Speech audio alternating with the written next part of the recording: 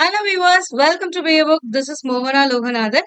நம்ம இன்னைக்கு என்ன பார்க்க போறோம் அப்படின்னு பாத்தீங்கன்னா, ஜியாகிரபில 10th ஸ்டாண்டர்ட்ல இருக்கக்கூடிய ஃபர்ஸ்ட் லெசன். இதுக்கு முன்னாடி ஜியாகிரபில இப்போதான் நீங்க ஸ்டார்ட் பண்ணிருக்கீங்க அப்படின்னா என்னெல்லாம் படிக்கணும், ஃபர்ஸ்ட் நீங்க என்ன படிக்கணும்னு பாத்தீங்கன்னா, இதே 10th ஸ்டாண்டர்ட் ஜியாகிரபில ஃபர்ஸ்ட் லெசன்ல இருந்து 7th லெசன் வரைக்கும் நீங்க படிச்சிட்டீங்க அப்படின்னாவே உங்களுக்கு ஒரு 60 to 70% ஆஃப் போர்ஷன் வந்து கவர் பண்ணதுக்கு ஈக்குவல். ஸோ அதனால நீங்க இப்பதான் ஸ்டார்ட் பண்றீங்க அப்படின்னா ஃபர்ஸ்ட் இந்த 7 லெசனை படிச்சிருங்க. அதுக்கப்புறமா ரிமைனிங் இருக்கக்கூடியதை பாருங்க. ஓகேங்களா? ஸோ இன்னையில இருந்து உங்களுக்கு ஜியாகிரபிக்கான வீடியோஸும் அப்லோட் ஆகும். இதுக்கு ஆல்ரெடி வந்து நம்ம மேத்தமெட்டிக்ஸும் ஹிஸ்டரியும் போட்டுட்டு இருக்கோம். ஸோ இப்போ வந்து இனியில இருந்து உங்களுக்கு ஜியாகிரபிக்கான வீடியோஸும் வரும். இந்த கிளாஸஸ்ல நம்ம என்ன பார்க்க போறோம் அப்படின்னா, நம்ம சிலபஸ்ல இருக்கக்கூடிய ஒரு டாபிக், அதாவது அமைவிடம் அப்படின்னு சொல்லி கொடுத்திருப்பாங்க. அமைவிடம், இயற்கை அமைவுகள் அப்படின்னு. சோ இந்த போர்ஷனுக்கு நீங்க என்னெல்லாம் கவர் பண்ணும் அப்படின்னா, இந்தியாவுடைய அமைவிடம், இந்தியா எங்க இருக்கு, வேர்ல்டு மேப்ல எங்க இருக்கு, என்னென்ன பிசிக்கல் ஃபீச்சர்ஸ் இருக்கு, அதை பார்க்கணும். அதுக்கடுத்து நம்ம எங்க இருக்கோம், தமிழ்நாட்டுல. சோ அப்ப இந்த டிஎனோட அமைவிடத்தையும் நம்ம பார்க்கணும். சோ இந்த ரெண்டு விஷயத்த தான் நம்ம இந்த ஃபர்ஸ்ட் லெசன்ல நம்ம பார்க்க போறோம். அண்ட் ரொம்பவே இம்பார்ட்டன்டான லெசன் அப்படின்னாலும் இதுதான். ஏன் இம்பார்ட்டன்ட் அப்படின்னு சொல்றேன்னா, இந்த லெசன்ல தான் நீங்க வந்து மேப் ஸ்டடி பண்ண முடியும். இந்த லெசன்ல நீங்க மேப் ஸ்டடி பண்ணிட்டீங்க அப்படின்னா, இதுக்கு அடுத்து வரக்கூடிய லெசன்ஸ், இப்ப மழைப்பொழிவு, பருவநிலை மாற்றம், காலநிலை, வானிலை, இது எல்லாமே வேளாண்மை முறைகளா இருக்கட்டும், இந்த மாதிரியான டாபிக்ஸ் நெக்ஸ்ட் அடுத்தடுத்து வரும்பொழுது எங்க இருக்கு அப்படிங்கிற அந்த பிளேஸ் எங்க இருக்குன்னு தெரியும். அண்ட் அங்க என்ன இயற்கை அமைப்புகள் இருக்கு, ஏன் இந்த இடத்துல மழை கம்மியா பெய்யுது, அப்போ மழை கம்மியா பெய்யறதுக்கான காரணங்கள் என்ன, இந்த மாதிரியான ஒரு சில முக்கியமான விஷயங்களை நீங்க தெரிஞ்சுக்கணும் அப்படின்னா, புரியணும் அப்படின்னா, உங்களுக்கு இந்தியாவோட அமைவிடமும் தமிழ்நாட்டோட அமைவிடமும் உங்களுக்கு தெரிஞ்சிருந்தா மட்டும்தான் ஈஸியா இதை உங்களால பண்ண முடியும். ஓகேங்களா? சோ அப்ப இந்த வீடியோல நம்ம ஆல்ரெடி சொல்லியிருக்கோம், ஃபுல்லாவே மேப் ஸ்டடி மாதிரிதான் போகும் அப்படின்ட்டு. சோ இந்த மேப் ஸ்டடி மேப்பை நீங்க ஒன்ஸ் இந்த வீடியோ பார்த்து முடிச்சதுக்கு அப்புறம் உங்களுக்கு இல்லாத சோர்ஸே கிடையாது. நீங்க டைரக்டா மேப் வாங்கிக்கிட்டாலும் சரி, இல்ல டவுன்லோட் பண்ணிக்கிட்டாலும் சரி, இந்தியா மேப் டவுன்லோட் பண்ணிக்கோங்க, இந்தியாவோட ஸ்டேட்ஸ் மேப் வந்து டவுன்லோட் பண்ணிக்கோங்க, இந்தியாவோட ரிவர் மேப் வந்து டவுன்லோட் பண்ணி செக் பண்ணுங்க, இந்தியாவோட மவுண்டைன்ஸ் செக் பண்ணுங்க, வேர்ல்டு மேப்ல கண்ட்ரிஸ் எல்லாமே இருக்க மாதிரி இருக்கக்கூடிய மேப், இந்த 4 மேப்பை மட்டும் நீங்க டவுன்லோட் பண்ணாலும் சரி, இல்ல பிரிண்ட் அவுட் எடுத்து வச்சுக்கிட்டாலும் சரி, இது அடிக்கடி நீங்க பாத்தீங்கன்னாவே எந்த கண்ட்ரி எங்க இருக்குன்னு தெரிஞ்சிரும். அதே மாதிரி எந்த ஸ்டேட் எங்க இருக்குன்னு தெரிஞ்சிரும். அந்த ஸ்டேட் என்ன பொசிஷன்ல இருக்கு, மலைக்கு பக்கத்துல இருக்கா, மலையே அந்த பகுதியில இல்லையா, பாலைவனமா, சோ அப்ப அதோட காலநிலை, பருவநிலை எல்லாம் எப்படி இருக்கும் அப்படிங்கறத உங்களால ஈஸியா அண்டர்ஸ்டாண்ட் பண்ணிக்க முடியும். ஓகேங்களா? சோ இந்த வீடியோ முடிச்சதுக்கு அப்புறம் நீங்க கண்டிப்பா இந்த மேப்பை போயிட்டு நீங்க ஒரு வாட்டி ரிவிஷன் பண்ணணும். ஒன்ஸ் கிடையாது, ஒரு மினிமம் ஒரு 3 to 4 டைம்ஸ் ஆவது ரிவைஸ் பண்ணுங்க. ரிவைஸ் பண்ணிட்டீங்க அப்படின்னா உங்க மைண்ட்ல ரெஜிஸ்டர் ஆயிடும், எது எங்க இருக்கு, என்ன ரீசன், இங்க இந்த அமைவிடம் இருந்தா மழை பெய்யுமா பெய்யாதா. சோ இந்த மாதிரி எல்லாமே உங்களுக்கு வந்து ஈஸியா புரிஞ்சிடும். ஓகேங்களா? ஃபர்ஸ்ட் புக்ல என்ன கொடுத்திருக்காங்க அப்படின்னு பார்க்கலாம். புக்ல கொடுத்திருக்கிறத பார்த்துட்டு அதுக்கப்புறமா நம்ம மேப்ல போய் பார்க்கலாம். ஓகேங்களா? சோ அப்ப 10th ஸ்டாண்டர்ட் ஃபர்ஸ்ட் லெசன்ல என்ன கொடுத்திருக்காங்க ஜியாகிரபிலனா, இந்தியா பரப்பளவில் உலகின் 7வது பெரிய நாடாகவும் ஆசிய கண்டத்துல 2வது பெரிய நாடாகவும் இருக்கு அப்படின்னு கொடுத்திருக்காங்க. சோ அப்ப உலக அளவுல 7வது நாடா வந்து என்ன இருக்கு, பரப்பளவு அப்படின்னா ஏரியா வைஸ் வந்து 7வது பெரிய நாடா இருக்கு. அப்ப ஃபர்ஸ்ட் நாடு எதா இருக்கும் அப்படின்னு பாத்தீங்கன்னா ரஷ்யா. இதையும் நீங்க நோட் பண்ணிக்கோங்க. இங்க இருக்க ஹைலைட் பண்ணிருக்க எல்லா பாயிண்ட்ஸுமே இம்பார்ட்டன்டான பாயிண்ட்ஸ். சோ இதை நோட் பண்ணிக்கோங்க மறந்துடாம. அதே மாதிரி இந்த பிடிஎஃப் உங்களுக்கு வந்து நம்ம டெலிகிராம் சேனல்ல வந்து உங்களுக்கு அப்லோட் பண்ணிருக்கோம், நீங்க செக் பண்ணிக்கோங்க, டவுன்லோட் பண்ணி கூட பாத்துக்கோங்க. ஓகேங்களா? நெக்ஸ்ட், ஆசிய கண்டத்தின் 2வது பெரிய நாடு. இது நிறைய பேருக்கு டவுட் வரும். ஏன்னா ஃபர்ஸ்ட் ரஷ்யா உலக அளவுல, செகண்ட் கனடா இருக்கும், தேர்ட் என்ன இருக்கும் அப்படின்னு பாத்தீங்கன்னா சைனா, 7வதா தான் இந்தியா இருக்கு. சோ அப்ப ரஷ்யாவும் ஏசியன் கான்டினென்ட்ல தான் இருக்கு, சைனாவும் ஏசியன் கான்டினென்ட்ல தான் இருக்கு, இந்தியாவும் எங்கதான் இருக்கு, ஏசியால தான் இருக்கு. அப்படின்னா third largest country in Asia தானே இந்தியா அப்படின்னு உங்களுக்கு தோணும். கரெக்ட் தான். நீங்க கூகுள் பண்ணீங்கனாலுமே ஆசிய கண்டத்துல 3வது பெரிய நாடுதான் இந்தியான்னு கொடுத்திருப்பாங்க. ஒருவேளை இங்க ஏன் இப்படி கொடுத்திருக்காங்க அப்படிங்கிறதுக்கான ஒரு ரீசனும் இருக்கு. என்ன ரீசன் அப்படின்னு பாத்தீங்கன்னா, ரஷ்யா அப்படிங்கிறது கம்ப்ளீட்டா வந்து ஏசியா கான்டினென்ட்ல தான் இருக்கா அப்படின்னா கிடையாது. ரஷ்யா ஏசியாலயும் இருக்கு அண்ட் பாதி யூரோப்ல இருக்கு. ஓகேங்களா? பாதியில ஒரு 25% ஆல்மோஸ்ட் 1/3 வந்து உங்களுக்கு வந்து ஏசியால இருக்கும். சாரி, 2/3 ஏசியால இருக்கும். 1/3 வந்து உங்களுக்கு யூரோப்ல இருக்கும். சோ இந்த ரஷ்யா அப்படிங்கிறது ஒரு மிகப்பெரிய பரப்பளவு கொண்ட ஒரு கண்ட்ரி. இந்த கண்ட்ரி வந்து ரெண்டு கான்டினென்ட்ல இருக்கிறதுனாலதான் அதை கன்சிடர் பண்ணாம ஆசியால மட்டும் முழுவதுமா இருக்கக்கூடிய கண்ட்ரிகள்ல அப்படின்னு கேட்டா இந்தியா 2வது பெரிய நாடா இருக்கும். ஓகேங்களா? அடுத்து இது ஏனைய ஆசிய பகுதிகளிலிருந்து இமயமலையால் பிரிக்கப்பட்டு உள்ளது. இது எப்படி நம்ம மேப்ல பார்க்கலாம். இந்தியாவுடைய நிலப்பரப்பு இது ரொம்பவே இம்பார்ட்டன்ட். இதை நோட் பண்ணிக்கோங்க. இந்தியாவுடைய டோட்டல் ஏரியா எவ்வளவுன்னு பாத்தீங்கன்னா 32,87,263 32,87,263 ஸ்கொயர் கிலோமீட்டர் இருக்கிறது தான் இந்தியாவோட மொத்த ஏரியா. இதுல இன்னொரு இம்பார்ட்டன்டான விஷயம் என்னன்னா, பூமியில இந்தியாவோட மொத்த பரப்பளவு எவ்வளோ பெர்சன்டேஜ்ல கேட்டாங்க அப்படின்னா 2.4%. இதுவும் இம்பார்ட்டன்ட். இதையும் நோட் பண்ணிக்கோங்க. நெக்ஸ்ட் வந்து இந்தியாவுடைய நிலம் மற்றும் நீர் எல்லைகள் என்னென்னு பார்க்கலாம். ஃபர்ஸ்ட் நில எல்லை அப்படின்னா உங்களுக்கு என்னன்னு தெரியணும். நில எல்லை அப்படின்னா இந்தியா அண்டை நாடுகளோட இந்த பார்டரை ஷேர் பண்ணிருக்குமா? ஒரே பார்டர் தான் இருக்கும். இந்தியாவுக்கும் பாகிஸ்தானுக்கும் இருக்கா? அதே மாதிரி இந்தியா ஆப்கானிஸ்தானுக்கு பார்டர் இருக்கா? இந்தியா சைனாக்கு பார்டர் இருக்கா? இந்தியா நேபாளம்க்கு பார்டர் இருக்கா? India Bhutan, India Myanmar, India Bangladesh. So இந்த மாதிரி கண்ட்ரீஸோட பார்டர்ல இருக்குல்ல, நம்ம பார்டர்ல இருக்கக்கூடிய அதர் கண்ட்ரீஸ் தான் வந்து நில எல்லைகள் அப்படின்னு சொல்லுவாங்க. ஓகேங்களா? நீர் எல்லைகள் அப்படின்னா நம்மளோட இந்தியாவுல எவ்வளவு ஸ்டேட்ஸ் வந்து கடலோரங்கள்ல இருக்கு, கடலை ஒட்டி இருக்கக்கூடியது எல்லாமே நீர் எல்லைகள். மத்த கண்ட்ரீஸோட நிலப்பரப்பை ஒட்டி இருக்கிறது எல்லாமே நில எல்லைகள் அப்படின்னு சொல்லுவாங்க. சோ அப்ப நில எல்லைகள் எவ்வளவு இருக்கு இந்தியால அப்படின்னு பாத்தீங்கன்னா 15,200 கிலோமீட்டர்ஸ் இருக்கு. சோ இது ரொம்ப இம்பார்ட்டன்ட். இதையும் நோட் பண்ணிக்கோங்க. டோட்டலா எவ்வளவு இருக்கு அப்படின்னா 15,200 கிலோமீட்டர்ஸ் நில எல்லைகள் இருக்கு. இது யார் யாரு கூட எல்லாம் நம்ம ஷேர் பண்ணிருக்கோம், எங்கெங்கெல்லாம் நம்ம பார்டர் வந்து ஷேர் பண்ணிருக்கோம் அண்டை நாட்டோட அப்படின்னு பாத்தீங்கன்னா, எப்படி பிளஸ் சிம்பிள் மாதிரி போட்டா இங்க போடலாம். இது நார்த், இது சவுத், இது ஈஸ்ட்னா இது வெஸ்டா. சோ இந்தியா இப்படி இருக்கு அப்படின்னா இந்தியாவோட இந்த சைடு யாரு இருப்பா? பாகிஸ்தான் இருக்குமா? மேல கொஞ்சம் வந்து ஆப்கானிஸ்தான் வந்து ஜாயின் பண்ணிருப்பாங்க. இங்க ஃபுல்லா சீனா இருக்கும். அடுத்து இந்த போர்ஷன்ல நேபாளம் இருக்கும். இன்னும் கொஞ்சம் இந்தாண்ட போயிட்டு பூட்டான் இருக்கும். பூட்டானுக்கு இந்தாண்ட கீழே வங்காளதேசம், சைடுல வந்து கிழக்கு பக்கத்துல என்ன இருக்கும்? மியான்மரும் வங்காளதேசமும் இருக்கும். சோ இதுதான். இது உங்களுக்கு மேப்ல பார்த்தா இனி ஈஸியா புரியும். அடுத்து இந்த மாதிரி நிலையிலேயே இத்தனை கண்ட்ரீஸோட, அதாவது பாகிஸ்தான், ஆப்கானிஸ்தான், சீனா, நேபாளம், பூட்டான், வங்காளதேசம், மியான்மரோட ஷேர் பண்ணிருக்கா.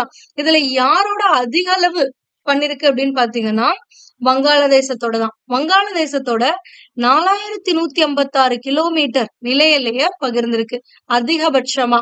அடுத்து ஆப்கானிஸ்தானோட தான் குறைந்த எல்லைய வந்து பகிர்ந்திருக்கு. எவ்வளவுன்னு பாத்தீங்கன்னா 106 கிலோமீட்டர்ஸ். ஓகேங்களா?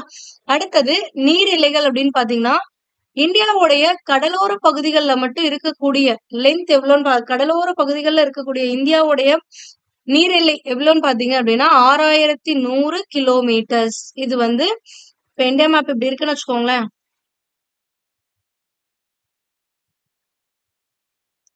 இப்படி இருக்குன்னா இங்க இருந்து கடல் ஸ்டார்ட் ஆகுதா, இங்க இருந்து இந்த போர்ஷன் மட்டும் எவ்வளவு லென்த் இருக்கும் அப்படின்னு பாத்தீங்கன்னா 6,100 கிலோமீட்டர்ஸ். இந்தியாவுக்குன்னு தீவுகள்லாம் இருக்குல்ல, சோ இந்த எல்லை பிளஸ் கடற்கரையோட மொத்த நீளம் பிளஸ் தீவு கூட்டங்களோட நீர் எல்லைகள் எல்லாத்தையும் ஒட்டுமொத்தமா சேர்த்துனா எவ்வளவு அப்படின்னு பாத்தீங்கன்னா 7,516.6 கிலோமீட்டர்ஸ். ஓகேங்களா? சோ இது ரெண்டுமே இம்பார்ட்டன்ட். 6,100 அப்படிங்கிறது என்னன்னு தெரியணும். இது வெறுமனா கடலோட லென்த் மட்டும், இந்தியால இருக்கக்கூடிய கடற்கரையோட லென்த். இதுவே தீவுகளையும் சேர்த்தா 7,516.6 கிலோமீட்டர்ஸ் இருக்கும். ஓகேங்களா? அப்ப இந்தியாவையும் இலங்கையும் பிரிக்கக்கூடிய குறுகிய ஆழமற்ற பகுதி என்னன்னு பாத்தீங்கன்னா பாக் நீர் சந்தி அப்படின்னு சொல்லுவாங்க. அடுத்து இங்க இன்னொன்னு கொடுத்திருக்காங்க. இந்தியா மேற்கு கடற்கரை மேற்கு ஆசியா, ஆப்பிரிக்கா, ஐரோப்பா நாடுகளை இணைக்க பாலமாகும். இந்தியாவோட கிழக்கு கடற்கரை தென்கிழக்கு மற்றும் கிழக்கு ஆசிய நாடுகளுடைய நெருங்கிய வணிக தொடர்பு கொள்ளவும் உதவி புரியுதுன்னுட்டு. சோ இப்ப நம்ம இங்க பார்த்த பாயிண்ட்ஸ் எல்லாத்தையுமே மேப்ல பாக்கலாமா? இப்போ எங்களுக்கு ஒரு வேர்ல்ட் மேப் தெரியுதா?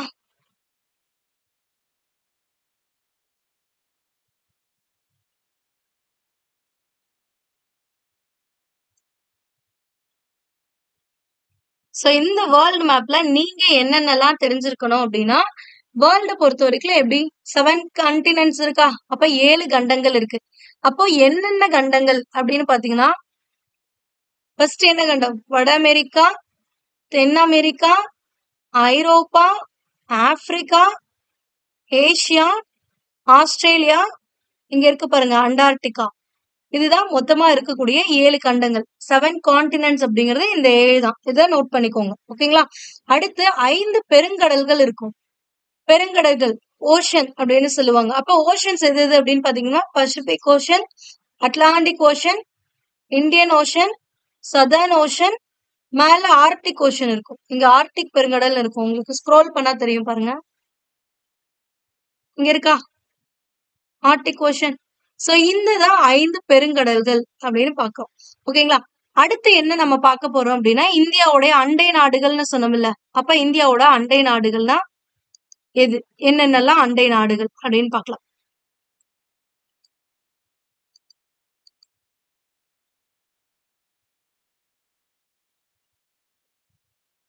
சோ இப்ப விசிபிளா இருக்கா? சோ இப்ப நிலை எல்லைகள்னு சொன்னோம்ல. நிலை எல்லைகள் அப்படிங்கிறது இப்ப நான் டிரா பண்ற பாருங்க. இதுதான் நிலை எல்லைகள். சோ மத்த நாட்டோட இந்தியாவோட எல்லை இருக்கும்ல. மத்த நாடோட ஒட்டி இருக்கக்கூடிய இந்தியாவோட எல்லை இருக்குல்ல. அதுதான் வந்து நிலை எல்லைகள் அப்படின்னு சொல்லுவாங்க. சோ இப்படி வந்து இங்க பங்களாதேஷ் இங்க இருக்கும். இந்த போர்ஷன்ல. சோ இதுதான் வந்து நிலை எல்லைகள். அப்போ இங்க இருக்கிற கண்ட்ரி எது? பாகிஸ்தான். இது ஆப்கானிஸ்தான். இங்க இருக்கிறது நம்மளுக்கு தெரியும். யாரு? சைனா. அடுத்து இந்த போர்ஷன் இருக்குல்ல. இது நேபாள். இப்ப நான் சர்க்கிள் பண்றேன் பாருங்க. இந்த ஷேட் பண்ண பொசிஷன். இது நீங்க மேப்ல பாருங்க. இந்த இடத்துல பூட்டான் இருக்கும். சோ அது பூட்டான். அடுத்து இங்க இருக்கிறது மியான்மர். அடுத்து இந்த பிளேஸ்ல இருக்கிறது வங்காள தேசம். சோ இந்த கண்ட்ரீஸோட தான் நில எல்லைகளை பகிர்ந்திருக்கு. ஓகேங்களா? அடுத்து நீர் எல்லைகள்னு பார்த்தோம்ல. நீர் எல்லைகள் அப்படின்னா என்னன்னா,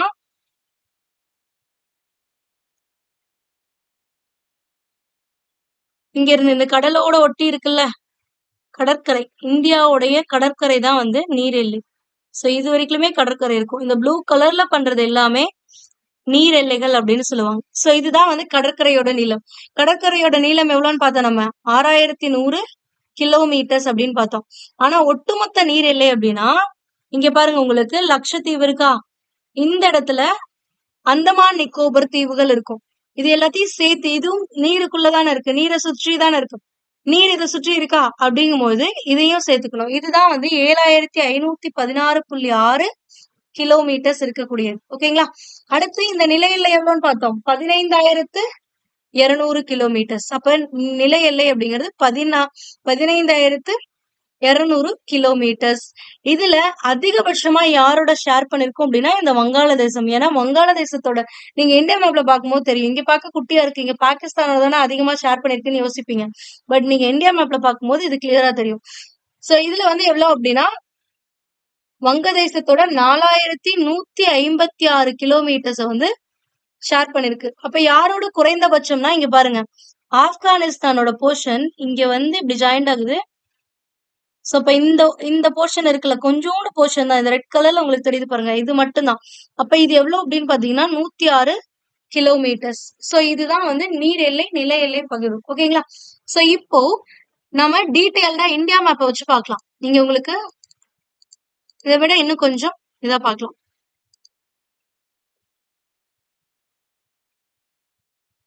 இப்ப உங்களுக்கு இந்தியா மேப் தெரியுதா? எஸ். இந்த இந்தியா மேப்ல பாருங்க. இந்த போர்ஷன் தான் வந்து என்னது? நிலை எல்லை. இந்த அவுட்லைன் தான் இருக்கு பாருங்க. இந்த அவுட்லைன்ஸ் தான் வந்து நிலை எல்லைகள். சோ இது பாகிஸ்தானா? இது என்னது? ஆப்கானிஸ்தான். நீங்க பாருங்க ஆப்கானிஸ்தான் எவ்வளோ ஒரு குறுகிய எல்லையை வந்து இந்தியாவோட ஷேர் பண்ணிருக்குன்னு. ஜஸ்ட் இந்த ஒரு போர்ஷன் தான். இந்த ரெட் கலர்ல ஹைலைட் பண்ற பாருங்க. இந்த ஒரு போர்ஷன் தான் வந்து ஆப்கானிஸ்தானோட நம்ம இந்தியா பார்டர் ஷேர் ஆகுறது. சோ இது எவ்வளவு அப்படின்னு பாத்தீங்கன்னா 106 கிலோமீட்டர் இருந்துச்சா?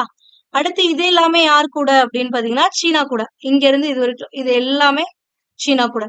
அடுத்து இங்க இருக்கு பாருங்க நேபாளம். சோ இந்த போர்ஷன்ல இருந்து இது வரைக்கும் யார் கூட ஷேர் பண்ணிருக்கு அப்படின்னு பாத்தீங்கன்னா நேபாளத்தோட. அடுத்து இங்க பூட்டான் தெரியும்னு சொன்னல. சோ இங்க பாருங்க இங்க இருக்கிறது பூட்டான். சோ பூட்டானோட ஷேர் ஆயிருக்கிறது. அடுத்து இங்க இருக்கிறது எல்லாமே என்ன அப்படின்னு பாத்தீங்கன்னா மியான்மரோட ஷேர் பண்ணிருக்கா இந்த போர்ஷன் எல்லாமே. பட் ஆனா வங்காளதேசத்தோட எப்படி ஷேர் பண்ணிருக்குன்னா இங்க பாருங்க இங்க இருந்து இப்படி உள்ளெல்லாம் போய் நெளிஞ்சு இருக்கு. சோ இது வரைக்குமே இருக்கு. நிறைய பேர் என்ன திங்க் பண்ணுவாங்கன்னா இதோட ஸ்டாப் பண்ணிடுவாங்க. பட் இங்க இருந்து இங்க வந்து இது வர வைக்க பாருங்க. சோ இது வரைக்குமே வந்து இருக்கு. சோ இங்கதான் இத நீங்க ஒரு ஸ்ட்ரைட்டா அப்படி புடிச்சு ஸ்ட்ரெச் பண்ணீங்க அப்படின்னா இந்த பாகிஸ்தானை விட பெருசா இருக்கும். அதனாலதான் நீங்க மேப்பை பார்த்துட்டு டக்குன்னு பாகிஸ்தான் போட்டுறக்கூடாது. இந்த பகுதிகள் எல்லாமே இப்படி இருக்கு. சோ இது ஸ்ட்ரெச் பண்ணீங்கன்னா இதை விட பெருசா இருக்கும். அப்ப வங்காளதேசத்தோட தான் அதிகபட்சமா ஷேர் பண்ணிருக்கோம். குறைந்தபட்சம் யாரோட ஷேர் பண்ணிருக்கோம் அப்படின்னு பாத்தீங்கன்னா யாரோட ஷேர் பண்ணிருக்கோம்? ஆப்கானிஸ்தானோட ஷேர் பண்ணிருக்கோம். அப்ப என்னென்ன கண்ட்ரீஸோட எல்லாம் நிலை எல்லையை பகிர்ந்திருக்கோம் அப்படின்னா பாகிஸ்தான், ஆப்கானிஸ்தான், அதுக்கு அடுத்தது சீனா, நேபாளம், பூட்டான், பங்களாதேஷ், மியான்மர். புரிஞ்சுங்களா? அடுத்து நீர் எல்லை பார்க்கலாமா? நீர் எல்லை அப்படிங்கிறது இந்த போர்ஷன், இந்த கடலை ஒட்டி இருக்கக்கூடிய இந்த போர்ஷன். சோ அப்ப கடலை ஒட்டி இருக்க போர்ஷன் அப்படின்னா எந்தெந்த மாநிலம்ல அந்த கடலை ஒட்டி இருக்கு? குஜராத், மகாராஷ்டிரா, கோவா ஸ்டேட்டா அப்படின்னா ஸ்டேட். கோவா வந்து மாநில அந்தஸ்து வாங்கிட்டாங்க. ஓகேங்களா? யூனியன் டெரிட்டரி கிடையாது. அடுத்து கர்நாடகா, கேரளா, தமிழ்நாடு, ஆந்திர பிரதேஷ், ஒடிஷா, மேற்கு வங்காளம். சோ இது எல்லாமே என்ன அப்படின்னா கடற்கரை பகுதியில இருக்கக்கூடிய மாநிலங்கள், கடற்கரையை ஒட்டி இருக்கக்கூடிய மாநிலங்கள் அப்படின்னு சொல்லுவாங்க. ஓகேங்களா? இன்னொரு கொஸ்டின் இதை நோட் பண்ணிக்கோங்க. நீர் எல்லையில இருக்கக்கூடிய அதாவது கடலோர எல்லையில இருக்கக்கூடிய மாநிலங்கள் அப்படின்னா இந்த எல்லா ஸ்டேட்ஸையும் எழுதிக்கோங்க. அடுத்து நில எல்லையில இருக்கக்கூடிய ஸ்டேட்ஸ் அப்படின்னு பாத்தீங்கன்னா குஜராத், ராஜஸ்தான், பஞ்சாப், ஜம்மு அண்ட் காஷ்மீர், லடாக், இமாச்சல் பிரதேஷ், உத்தரப்பிரதேஷ், பீகார், மேற்கு வங்காளம், அசாம், அருணாச்சல் பிரதேஷ், நாகாலாந்து, மணிப்பூர், மிசோரம், திரிபுரா அண்ட் மேகாலயா. இது எல்லாத்தையும் நோட் பண்ணிக்கோங்க. இது எல்லாமே நில எல்லைகளை வந்து பகிரக்கூடிய மாநிலங்கள் மத்த கண்ட்ரியோட. ஓகேங்களா? இப்போ என்ன உங்ககிட்ட கொஸ்டின் கேட்பாங்க அப்படின்னா நில எல்லையும் பகிர்ந்துக்காம நீர் எல்லையிலயும் நீரோட அதாவது கடலோரங்கள்லயும் இல்லாத ஸ்டேட்ஸ் என்னென்ன அப்படின்னு கேட்பாங்க. இது ரொம்பவே இம்பார்ட்டன்டான ஒரு இது. சோ இதையும் நோட் பண்ணிக்கோங்க. அப்ப இப்ப நீங்க சொல்லுங்க, மேப்பிங்க உங்களுக்கு தெரியுதா? சோ இந்த மேப்பை பார்த்து சொல்லுங்க. நில எல்லையும் பகிர்ந்திருக்க கூடாது, அதே மாதிரி கடலோர பகுதியிலும் இல்லாத மாநிலங்கள் என்னென்ன அப்படின்னு பாத்தீங்கன்னா இங்க இருக்கு பாருங்க ஹரியானா. இந்த ஹரியானா, அதுக்கடுத்து உத்தரப்பிரதேஷ் இதெல்லாமே நில எல்லையை பகிர்ந்திருக்கு. அடுத்து மத்திய பிரதேஷ், சத்தீஸ்கர், ஜார்க்கண்ட், அடுத்து இன்னொன்னு என்னன்னு பாத்தீங்கன்னா தெலுங்கானா. சோ இந்த 5 ஸ்டேட்ஸுமே நீர் எல்லையும் பகிர்ந்திருக்காது, நில எல்லையும் பகிர்ந்திருக்காது. ஓகேங்களா? இது ரொம்ப இம்பார்ட்டன்ட். இந்த மாதிரியும் நோட் பண்ணிக்கோங்க. நில எல்லையை பகிர்ந்திருக்கக்கூடிய மாநிலங்கள் அப்படின்னு போட்டு எழுதிக்கோங்க. அடுத்து கடலோர மாநிலங்கள் அதையும் எழுதிக்கோங்க. இந்த கடலோரங்கள்லயும் இல்லாம நில எல்லையும் பகிராம இருக்கக்கூடிய மாநிலங்கள் அப்படின்னு பார்த்து இதை எழுதிக்கோங்க. ஒன்ஸ் நீங்க இந்த மேப் இப்ப பார்த்துட்டு அதுக்கப்புறம் நீங்க ஒரு 2-3 வாட்டி பாத்தீங்கன்னா இந்த ஸ்டேட்ஸ் எல்லாமும் உங்களுக்கு ஞாபகம் வந்துடும். அதே மாதிரி இந்த இதுவும் ஞாபகம் வந்துடும். ஓகேங்களா? அடுத்து இன்னொன்னு என்ன கேட்பாங்க அப்படின்னா இப்பவே நம்ம பார்க்கலாம். இந்த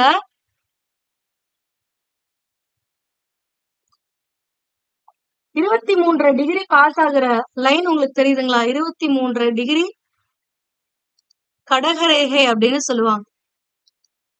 சோ அது உங்களுக்கு தெரியுதா? இங்க இருக்கக்கூடிய ஒரு டாட்டர் லைன் தெரியுதுங்களா?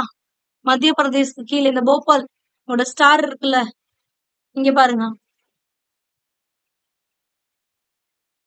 இந்த லைன் தான் வந்து 23 டிகிரி 30 மினிட்ஸ் இருக்கக்கூடிய கடகரேகை அப்படின்னு சொல்லக்கூடிய லைன்.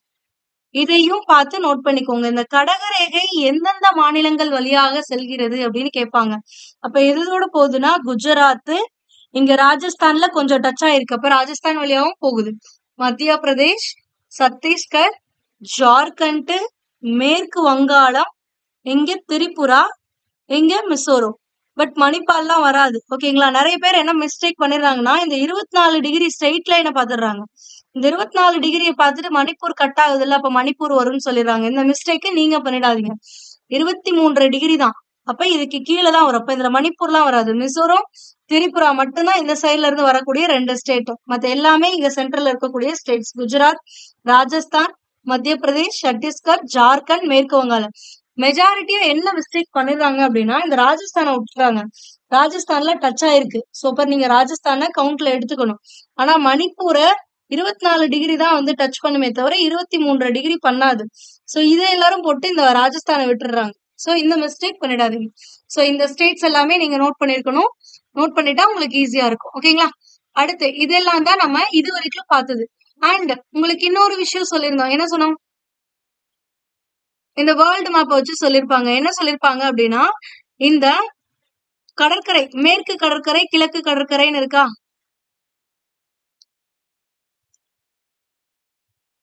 சோ அப்ப இந்தியாவுடைய மேற்கு கடற்கரைனா எந்த பகுதி? இந்த பகுதியா?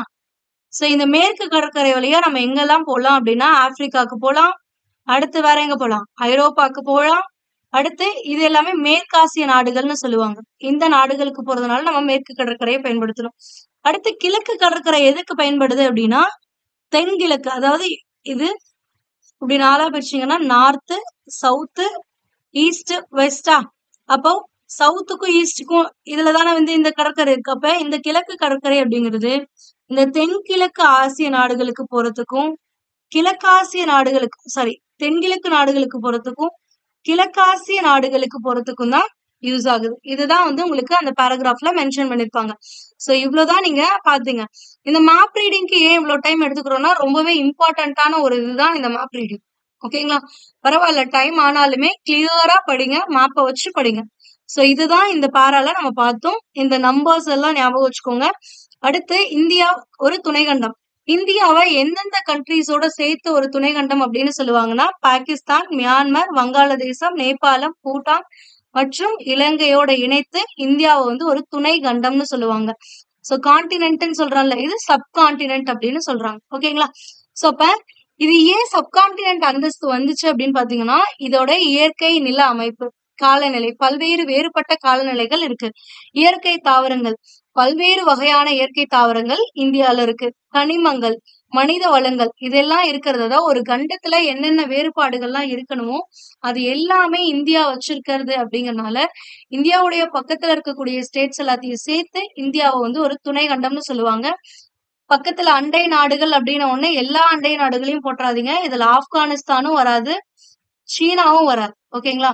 ஆப்கானிஸ்தான், சீனா வந்து நீங்க எடுத்துடணும். எடுத்துட்டு மத்த கண்ட்ரிஸ் எல்லையை பகிர்ந்துச்சுல, பாகிஸ்தான், அடுத்து நேபாளம், பூட்டான், வங்காளதேசம், மியான்மர், அடுத்து இந்த ரெண்டையும் எடுத்துட்டு நீங்க எதை ஆட் பண்ணிக்கணும் அப்படின்னா இலங்கை ஆட் பண்ணிக்கணும். இலங்கை வந்து நம்மளோட அண்டை நாட்டுல இருக்கக்கூடியதுதான். ஆனா வந்து எந்த நீர் எல்லையும் நில எல்லையும் பகிர்ந்திருக்காது. அதனால நம்ம இது வரைக்கும் பார்த்திருக்க மாட்டோம். ஓகேங்களா? சோ இதையும் நோட் பண்ணிக்கோங்க. இந்த ரீசன்ஸையும் நோட் பண்ணிக்கோங்க. ஏன்னா கூற்று கொஸ்டின்ல இந்த ரீசன்ஸ் கேட்கறதுக்கான பாசிபிலிட்டிஸ் இருக்கு. அடுத்து என்ன பார்க்க போறோம் அப்படின்னா, இந்த வட அச்சம், தீர்க்க ரேகைகள், அட்சரேகைகளை வச்சு எக்ஸாக்டா இந்தியாவோட லொகேஷன் எங்க இருக்கு அப்படின்னு பாக்கணும். சோ இங்க ஃபர்ஸ்ட் ஒன்ஸ் ரீட் பண்ணிக்கோங்க. ரீட் பண்ணிட்டு அதுக்கப்புறமா இதை மேப்ல பாக்கலாம். ஓகேங்களா? சோ இந்தியா வந்து 8 டிகிரி 4 மினிட்ஸ் வட அச்சம் முதல் 37 டிகிரி 6 மினிட்ஸ், அதாவது 8 டிகிரி 4 நிமிடம்னு சொல்லுவாங்க. இது 37 டிகிரி 6 நிமிடம்னு சொல்லுவாங்க. இது வட அச்சம்னு சொல்லிருக்காங்க. அச்ச ரேகையிலேயே வட அச்ச ரேகை. ஓகேங்களா? அதே மாதிரிதான். அப்ப 8 டிகிரி 4 நிமிடம் வட அச்சம் முதல் 37 டிகிரி 6 நிமிடம் வட அச்ச வரையிலும் இருக்கு. அதாவது இப்படி நார்த் சவுத் ஈஸ்ட் வெஸ்ட்னு இப்படி பிரிச்சிங்க அப்படின்னா இது நார்த்தா, இது சவுத், இது ஈஸ்ட், இது வெஸ்ட் இருக்குல்ல. அப்ப நார்த்ல என்ன டிகிரினா 37 டிகிரி 6 மினிட்ஸ். இதுவே சவுத்ல எல்லையா இருக்குல்ல, கன்னியாகுமரி டிஸ்ட்ரிக்ட் இருக்குல்ல, அங்க இருக்கிறது 8 டிகிரி 4 மினிட்ஸ்க்கு இருக்கும். ஓகேங்களா? அடுத்து வெஸ்ட்ல என்ன இருக்கு? குஜராத் இருக்குமா? குஜராத் வந்து 68 டிகிரி 7 மினிட்ஸ் இருக்கும். அடுத்து இங்க லாஸ்ட்ல ஈஸ்ட் சைட்ல எண்ட்ல என்ன இருக்கும் அப்படின்னா, என்ன ஸ்டேட் இருக்குன்னு பாத்தீங்கன்னா அருணாச்சல் பிரதேஷ் இருக்கும். அங்க 97 டிகிரி 25 நிமிஷம் இருக்கும். சோ இதுதான் வந்து அவங்க சொல்லியிருக்காங்க. அதாவது அட்சரேகை தீர்க்க ரேகையை வச்சு எவ்வளவு எக்ஸாக்டா லாட்டிடியூட் லாங்கிடியூட் என்ன இருக்கு அப்படின்னு கொடுத்திருக்காங்க. இந்தியா முழுவதும் வடகிழக்கு அரைகோளத்தில் அமைந்துள்ளது.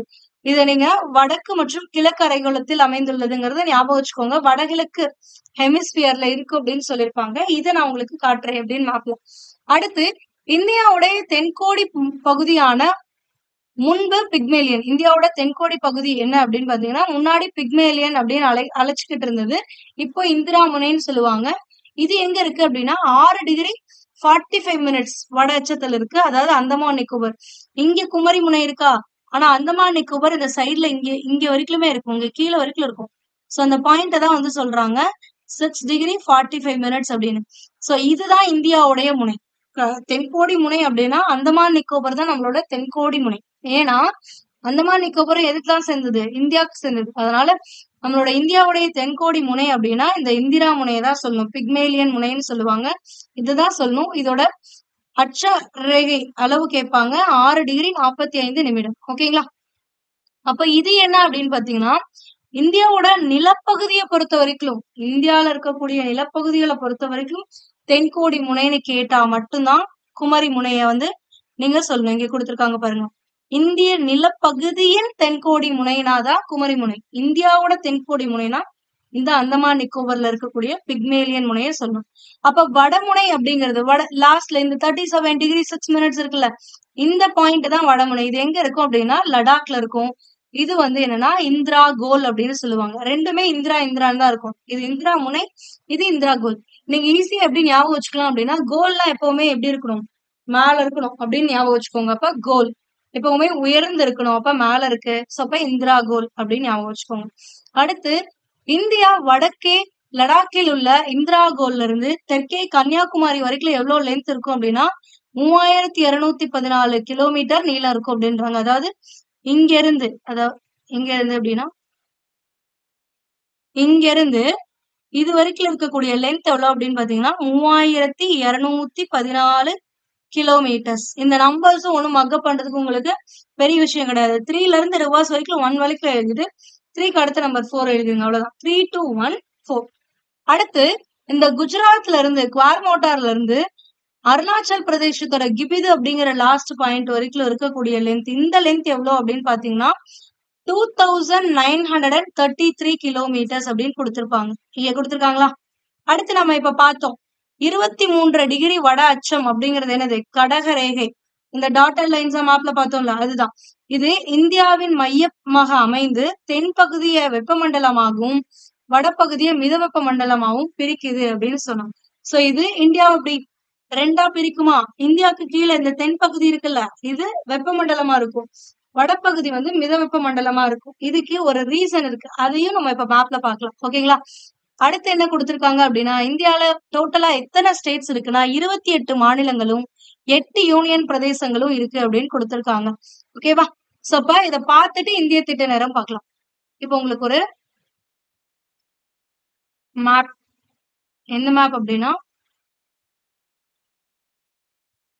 இந்த வட அச்சம் தீர்க்கம் அப்படின்லாம் சொல்லணும்ல, அதெல்லாம் ஃபர்ஸ்ட் ஆஃப் ஆல் என்ன அப்படிங்கிறது உங்களுக்கு தெரிஞ்சிருக்கணும். சோ உங்களுக்கு இங்க ஒரு ஸ்ட்ரெயிட் லைன் தெரியுதுங்களா? கரெக்டா இந்த மவுஸ் பாயிண்ட் ஆகுறது பாருங்க, இங்க மார்க் பண்ண முடியாது. சோ இந்த ஸ்ட்ரெயிட் லைன் தெரியுதா? இங்க இது வந்து 0° நீங்க கொடுத்திருக்காங்க. ஜூம் பண்ணா தெரியும் பாருங்க. இங்க இருக்கிறது 0° இருக்கா? அடுத்து அதே மாதிரி கீழே பாருங்க 0° எங்க இருக்கு, இங்க 0° காட்டுறாங்களா? சோ இந்த லைன் தான், இந்த வெர்டிகலா இருக்கக்கூடிய இந்த 0° லைன் தான் வந்து தீர்க்க, அதாவது கிரீன்விச் லைன்னு சொல்லுவாங்க. இதுதான் 0° தீர்க்க கோடு அப்படின்னு சொல்லுவாங்க. அதாவது நார்த் போலுக்கும் சவுத் போலுக்கும் வரைஞ்சாங்க அப்படின்னா அது தீர்க்க கோடுகள். அதுவே வெஸ்ட் ஈஸ்டா வரைஞ்சாங்க, இந்த மாதிரி ஹரிசாண்டலா வரைஞ்சாங்க அப்படின்னா அது எல்லாமே அட்சரேகை அப்படின்னு சொல்லுவாங்க. ஹரிசாண்டலா இருக்கிறது அட்சரேகை, இந்த மாதிரி வெர்டிகலா இருக்கிறது தீர்க்க ரேகை. ஓகேங்களா? சோ அப்ப 0° அப்படிங்கிறது இந்த லைன் தான் உங்களுக்கு வந்து 0°. அப்ப இந்த பாயிண்ட் தான் வந்து 0 இருக்கும். ஓகேங்களா? அதே மாதிரி இந்த பாயிண்ட்ல இருக்கிறது என்னது, இது 0° வட அச்சம். இப்போ இங்க 0 டிகிரி இருக்கா, இங்க இருந்து இது வரைக்கும் 90 டிகிரி, கீழே வரைக்கும் வர்றது 90 டிகிரி வரும், மேல ஒரு 90 டிகிரி வரும்.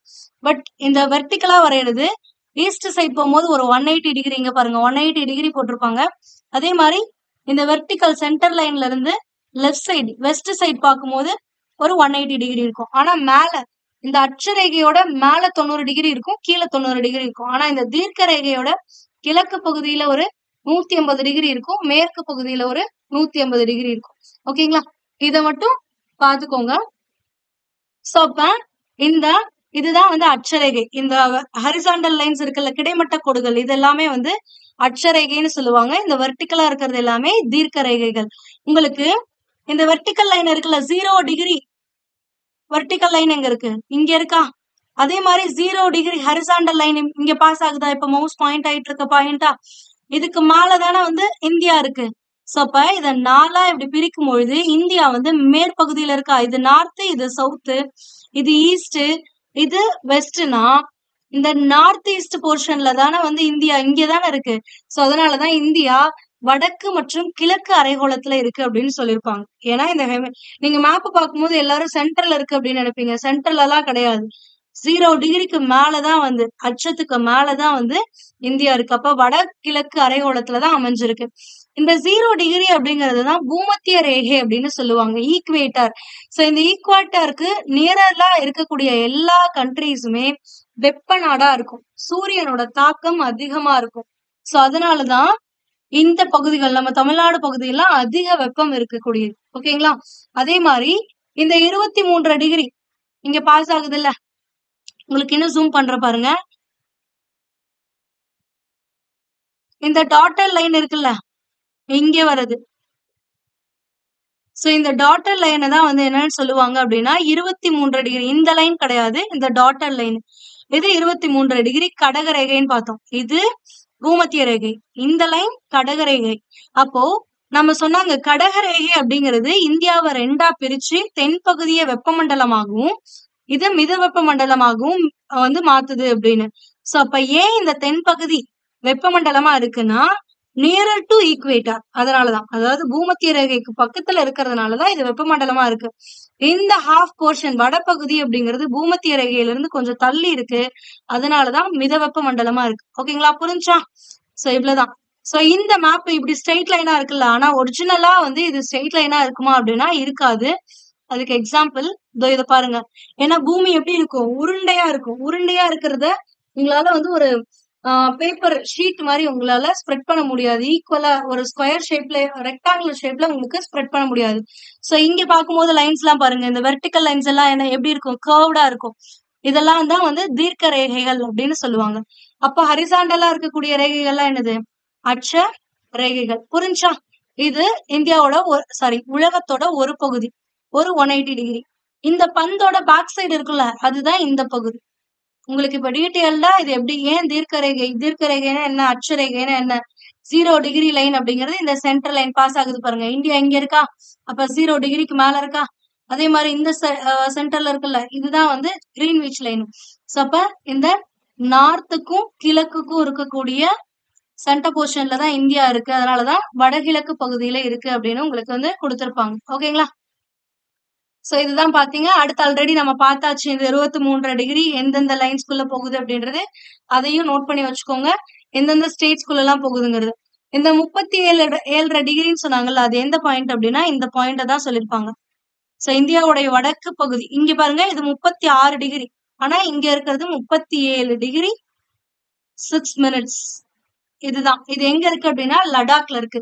லடாக் வேற யூனியன் டெரிட்டரி, ஜம்மு காஷ்மீர் வேற யூனியன் டெரிட்டரி. ஓகேங்களா, அடுத்து இந்த பகுதி இருக்குல்ல, இதுதான் வந்து அருணாச்சல் பிரதேஷ். நம்மளோட கிழக்கு எல்லை அப்படின்னு பாத்தீங்கன்னா அருணாச்சல் பிரதேசத்துல இருக்கும். இது எவ்வளவு டிகிரி, 97 டிகிரி 25 மினிட்ஸ். அடுத்து இங்க இருக்குல்ல, இது குஜராத்தோட எல்லையா இருக்கும். இந்த குஜராத்ல இருக்கக்கூடிய இந்த எல்லை அப்படிங்கிறது என்னது, 68 டிகிரி 7 மினிட்ஸ். ஓகேங்களா, சோ இதுதான் உங்களுக்கு வந்து கொடுத்திருக்காங்க, இத நீங்க பாத்துக்கோங்க. அடுத்து இந்த கன்னியாகுமரி இருக்குல்ல, இந்த முனையை தான் வந்து 8 டிகிரி 4 மினிட்ஸ்னு சொல்லுவாங்க. இந்த லைன் 8 டிகிரி லைனு, ஆனா இந்த லைனை விட கொஞ்சம் மேல வந்துருச்சு, அதனால 8 டிகிரி 4 மினிட்ஸ். நம்ம சொன்னோம் தென்கோடி முனை அப்படின்னா நிலப்பகுதியை பொறுத்த வரைக்கும் இந்தியாவுடைய நிலப்பகுதியை பொறுத்து தென்கோடி முனைனா இந்த குமரி முனை. ஆனா இந்தியாவுக்கு சொந்தமானதுதான் இந்த அந்தமான் நிக்கோபர் தீவுகள். அதனால இந்த பாயிண்ட் இருக்குல்ல, இது வந்து 0 டிகிரி 45 மினிட்ஸ். ஓகேங்களா? Sorry 6 degree 45 minutes. இதுக்கு கீழே தான் நம்ம என்ன பார்த்தோம், பூமத்திய ரேகை பார்த்தோம். ஓகேங்களா? கடகரேகை எங்க இருக்கு, இங்க இருக்கு கடகரேகை. இதுதான் நம்ம பார்த்திருக்கோம். அடுத்து வந்து என்னன்னா, இது இந்திரா கோல். மேல இருந்தா இந்திரா கோல்.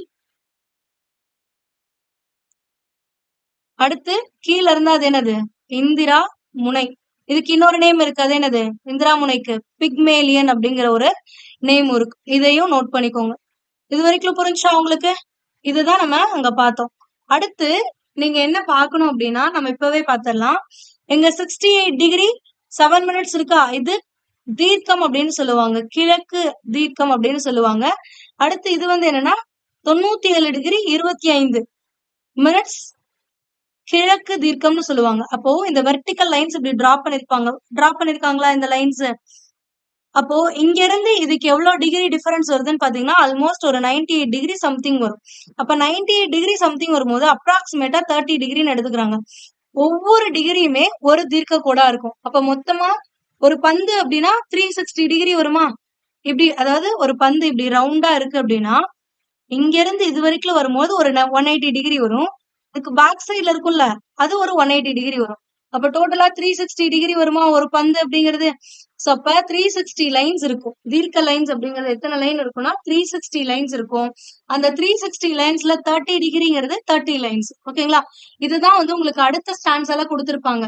இங்க இருந்து இது வரைக்கும் ஏன் இது கொடுக்குறாங்க அப்படின்னா, சூரியன் வந்து கிழக்கு பகுதியில தானே உதிக்கும். அப்ப யாரு சூரிய உதயத்தை முதல்ல பாப்பாங்க இந்தியால இருக்கவங்க அப்படின்னு பார்த்தா அருணாச்சல் பிரதேசத்துல இந்த பாயிண்ட்ல இருக்கவங்க தான் முதல்ல பாப்பாங்க. அடுத்து 2 மணி நேரம் இங்க உங்களுக்கு சூரிய உதயம் தெரிஞ்சு ஒரு 2 மணி நேரம் கழிச்சுதான் குஜராத்ல இருக்கவங்களுக்கு சூரிய உதயமே தெரியும். இப்போ இந்தியால இருக்கக்கூடிய ஸ்டேட்ஸ்க்கே இந்த சூரிய உதயம் எவ்வளவு நேரம் கழிச்சு தெரியுது, 2 மணி நேரம் கழிச்சு தெரியுது. சோ இந்த நேர வேறுபாடு வருதா. சோ இது எல்லாத்தையும் நம்ம வந்து இந்த மாதிரி அருணாச்சல் பிரதேசத்துக்கு ஒரு டைம் வைக்க முடியாது, நம்மளுக்கு ஒரு டைம் வைக்க முடியாது. அதனால என்ன பண்ணுவாங்கன்னா, இந்த பாயிண்ட்ல இருந்து இந்த பாயிண்ட் வரைக்கும் இருக்கக்கூடியதுல சென்டரா இருக்கக்கூடிய தீர்க்க ரேகை எடுத்திருப்பாங்க. அந்த சென்டரா இருக்கக்கூடிய தீர்க்க ரேகைங்கிறது என்னன்னா 82 டிகிரி 30 மினிட்ஸ் அப்படிங்கிற லைன், அந்த வெர்டிக்கல் லைன் வந்து எடுத்திருப்பாங்க. சோ அதை வச்சுதான் வந்து உங்களுக்கு என்ன சொல்லிருப்பாங்க அப்படின்னா திட்ட நேரம் கலக்கிட்டு இருப்பாங்க. அப்போ இந்தியாவுக்கு எல்லாத்துக்குமே சேர்த்து ஒரு டைமிங் தான் ஃபாலோ பண்ணுவோம். அந்த டைமிங் எதை ஃபாலோ பண்றோம் அப்படின்னா இந்த 82 டிகிரி 30 மினிட்ஸை வச்சுதான் ஃபாலோ பண்றோம். இதுதான் நெக்ஸ்ட் ஸ்டாண்ட்ஸால உங்களுக்கு கொடுத்திருப்பாங்க. இங்க கொடுத்திருக்காங்க பாருங்க. அடுத்தது இந்தியா 28 மாநிலங்கள் 8 யூனியன் பிரதேசங்கள். இதை பார்க்கலாம். பட் இதை பார்த்துக்கோங்க. மேற்கில் குஜராத் முதல் கிழக்கில் உள்ள அருணாச்சல் பிரதேசம் வரை இந்தியா ஏறத்தாழ 30 தீர்க்க கோடுகள் அப்படின்னு சொன்னோம்ல. இது என்னன்னா இந்த 68 டிகிரில இருந்து 97 டிகிரி நடுவுல எவ்வளவு டிகிரிஸ் இருக்குன்னு பாத்தீங்கன்னா அப்ராக்சிமேட்டா 30 டிகிரிஸ் இருக்கும்.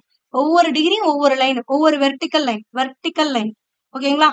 சோ அப்ப அதுதான் வந்து 30 தீர்க்க கோடுகள் இருக்கு அப்படின்றாங்க.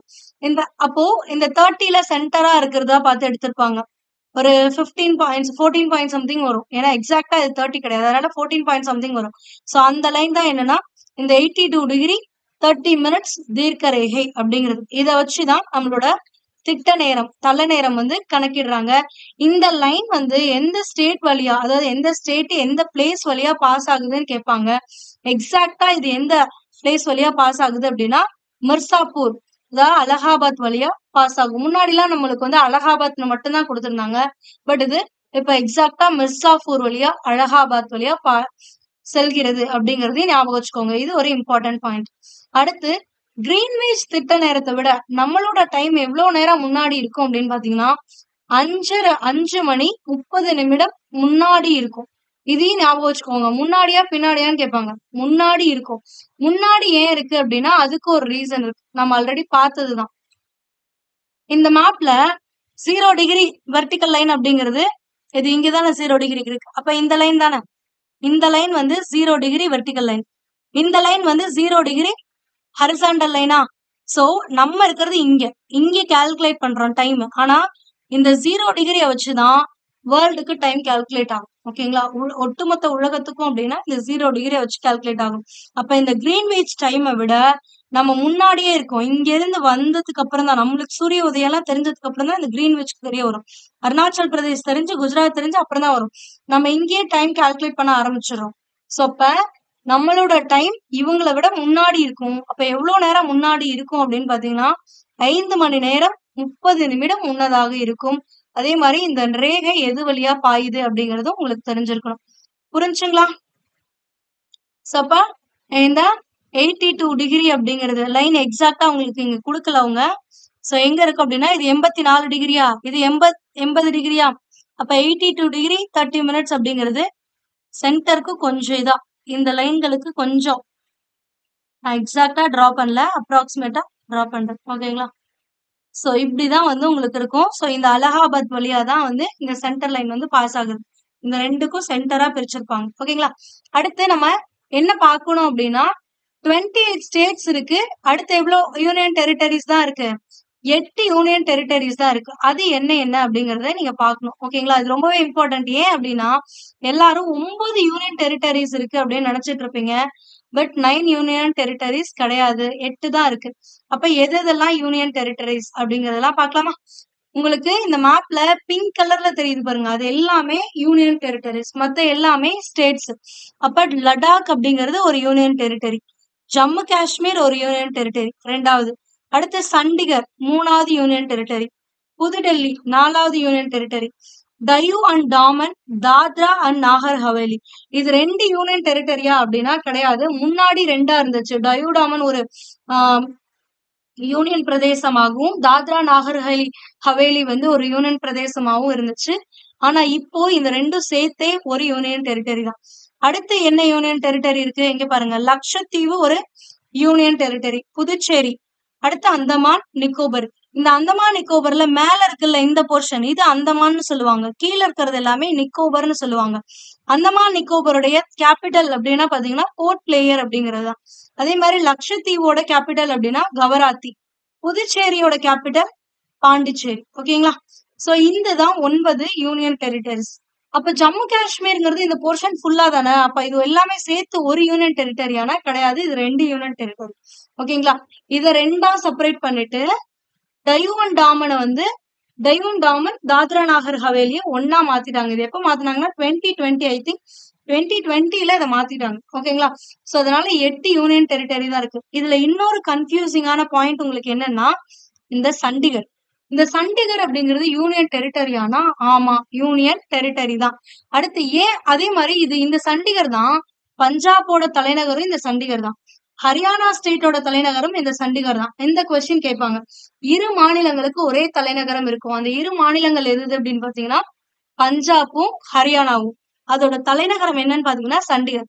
இந்த 2 ஸ்டேட்டுக்கும் கேபிட்டல் சிட்டியும் சண்டிகர் தான், யூனியன் டெரிட்டரியாவும் சண்டிகர் இருக்கு. அதுக்கு அடுத்து புதுடெல்லி. புதுடெல்லி வந்து தனியாவே இருக்கும், இது வந்து யூனியன் டெரிட்டரி. அதே மாதிரி உங்களுக்கு இன்னொரு கொஸ்டின், ஒரு ஜிகே என்ன இருக்கு அப்படின்னு பாத்தீங்கன்னா எந்த 2 யூனியன் டெரிட்டரிக்கு மட்டும் சிஎம் இருப்பாங்க யாருக்காவது தெரியுமா?